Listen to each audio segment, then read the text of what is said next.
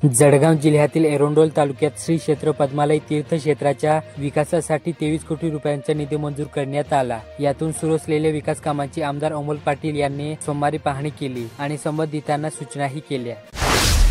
धुळे जिल्ह्यात तंबाखूची पुडी न दिल्याच्या कारणावरून झालेल्या वादात जीव गमावल्याप्रकरणी आरोपी सतीश भास्कर चौधरी यास येथील जिल्हा व सत्र न्यायालयाने 5 वर्षे सश्रम कारावासाची शिक्षा सुनावली।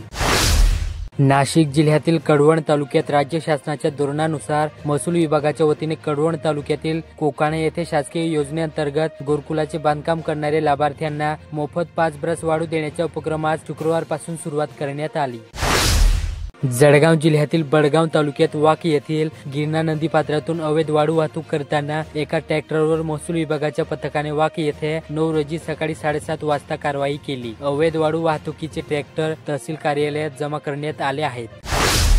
धुळे जिल्ह्यात 24 वर्षे पूर्ण सेवा झालेल्या शिक्षकांना निवड श्रेणी प्रशिक्षण आवश्यक असते। त्यासाठी धुळे, शिंदखेडा, शिरपूर येथील शिक्षकांचे प्रशिक्षण जिल्हा शिक्षण व प्रशिक्षण संस्था येथे 10 दिवसात पार पडत आहे। यासाठी प्रशासनाने प्रत्येक शिक्षकांकडून 2000 रुपये घेतले आहेत, परंतु या प्रशिक्षणाच्या 10 दिवसाच्या कालावधीत कोणत्याही प्रकारची सुविधा उपलब्ध करून देण्यात आलेली नाही। पुरोगामी शिक्षक संघटनेने चहा पाण्याची सुविधा उपलब्ध करून दिली।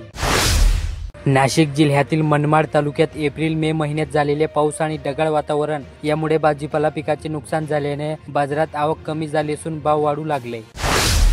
जळगाव जिल्ह्यातील एरंडोल तालुक्यात तालुका शेतकरी सहकारी संघात आमदार अमोल पाटील यांच्या हस्ते काटापूजन करून ज्वारी खरेदीचा नुकताच शुभारंभ करण्यात आला।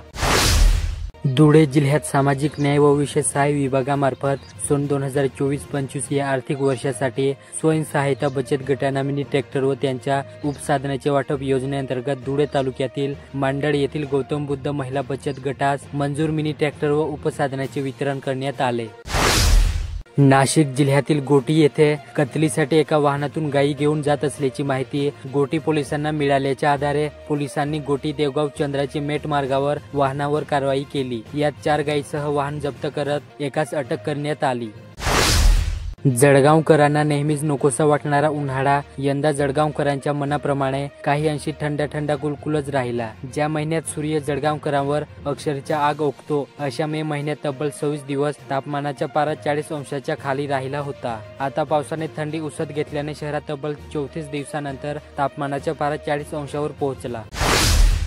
धुळे जिल्ह्यात वयाच्या 70th डॉक्टर सुभाष पवार यांनी एव्हरेस्ट शिखर सर केले। यानिमित्त शिवराज्याभिषेक दिनाचे औचित्य साधून जिजाऊ ब्रिगेड तर्फे त्यांचा सत्कार करण्यात आला।